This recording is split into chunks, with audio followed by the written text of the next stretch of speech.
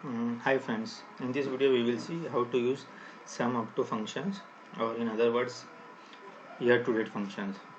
So this is not a specific formula in for this, but when we required sum for particular period, for example for Jan to Feb or Jan to June, so we can use sum up to functions. We can do this with two different way. In this video we will see how to use it with if functions and Hlookup functions. So here are my month, and as soon as I change my month, it gives me results. So what I have done here is I have simply used if functions here. So if my result month is matched with this, it will provide me this result. If it match with this, it provides me sum of these two month. If it match with this, it will provide me sum of these three, so on. Let's see how to use it. Is equal to if, then my based month, if it is equal to this for first month, it will be this only. And second time, if this month is matching with second month, then what I want sum, because here I required sum up to sum of these two. If my this month is match with this, then again I want what I required. I want sum from Jan to March, and so on.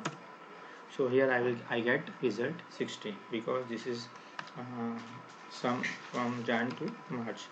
If I change to February, it will provide me 30, and the same formula I have used up to June here.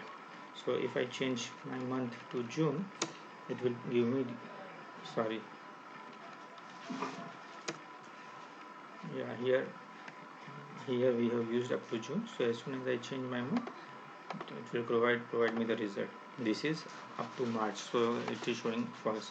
In second method, we will learn how to use the same with help of Hlookup function. So friends, this is my data. My data is starting from here to here, here, and based on this month I am getting result. So here certain details I have added for conveniency and for easily understanding.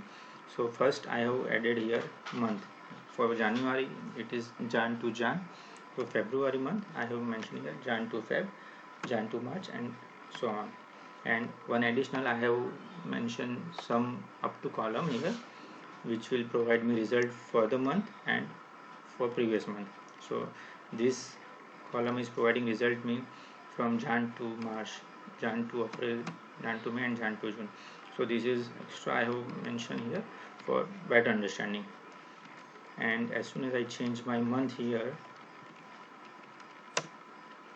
I am getting the results here. So first I have used these functions. What is this? This is my month is starting from January. So first I used January and E column. Why? Because E is the my variable data. It is changing. So I have just used these two functions and functions here to get the results, and here I have used Hlookup functions. If you are familiar with VLOOKUP, Hlookup is also same kind of functions. It provides us horizontal results. So let's see how to use Hlookup.